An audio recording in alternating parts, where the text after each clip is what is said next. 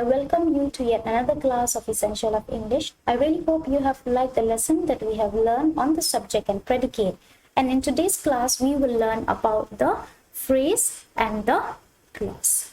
Now, what is a phrase? A group of words that make partial sense but not complete sense is called a phrase. And a phrase does not have a subject, neither a predicate of their own. Okay, I hope so you have understand what is a phrase. It is a group of words which makes only partial sense and it does not make complete sense, and it does not have a subject and a predicate of their own. Let's see some example. The sun set in the west. Let's focus on this yellow highlighted group of words. Okay, now if we see to this group of words, we can see here that it only makes partial sense. It doesn't make a complete sense, and it does not have neither a subject nor a predicate, right? So these type of words or these type of group of words are known as what? Are known as phrase. Okay, one more example we can see. I must start in a short time. Let's focus on this yellow highlighted one. In a short time. This also make partial sense and there is no subject in predicate. So that's why these groups of words are called what? Are called phrase. Okay, I hope so you have understand. Now we come to what is a clause. A clause is a group of words which form part of a larger sentence and contains a subject and a predicate. So what we should remember here, that a clause contains a subject and a predicate, and it is a group of words which form part of a larger sentence. Okay, let's see some example. I know what she wants. Let's focus on this yellow highlighted one. Okay, what she wants. Now when you see to this group of words, you can see that there is a subject here, she, right? And there is a predicate here, wants, right? So that's why these groups of words are called what? Are called clause. Okay, let's see one more example. This is the beggar whom we saw yesterday. Okay, we'll focus on this one. We saw yesterday. Do you find a subject here? Yes, this word we. Do you find a predicate here? Yes, saw yesterday. So this is also what? This is also called a clause. Okay, I hope so you understand. Okay, now what is the difference between a phrase and a clause? Let's differentiate between a phrase and a clause. The difference between a phrase and a clause is that a clause, it consists of both subject and a verb. Okay, but a phrase, it lacks a subject and a verb, which means that a clause has both verb and subject, and a phrase does not have a verb, neither a subject. Okay, I hope so you understand how to differentiate between a phrase and a clause. Now let's see some example. Now we'll take the previous example. The sun set in the west. Now if we see again to this yellow highlighted one, in the west. Now here, do you see any subject? No. Do you see any verb? No. So that's why you can simply say that this is what? This is a phrase, right? Because there is no subject, neither there is a verb.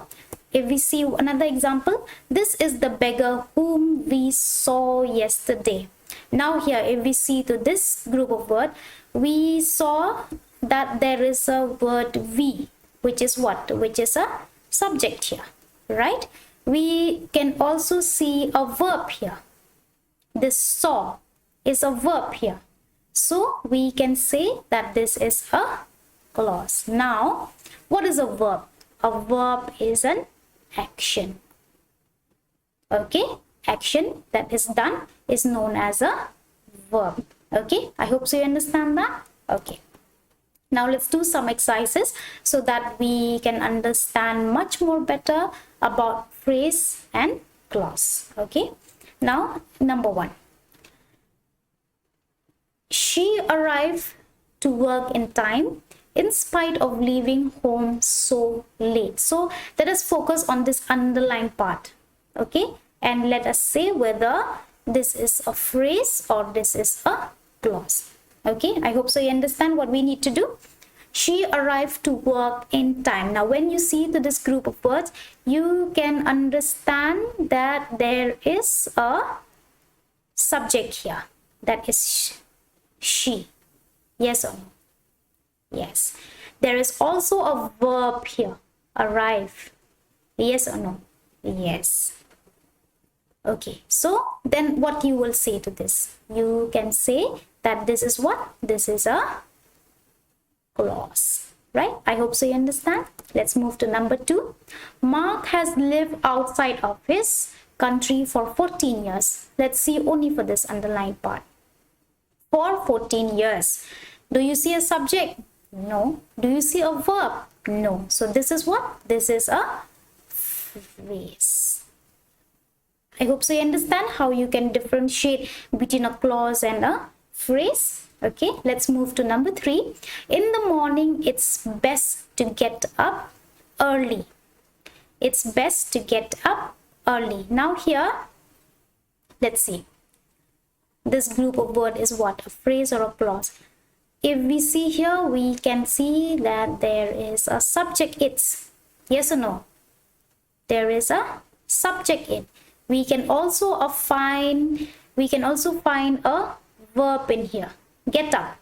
There is a verb in here. So that's why this is what this group of words is called a clause. Okay, I hope so you understand. Let's go to number 4. I like the girl with the green dress. Let's focus on this. I like the girl. Now when you see to here, do you see a subject? Definitely. There is a I here. This is a subject, right? This is a subject here. And do you see a verb? Like. There is a verb like here. So this is what? This is a clause.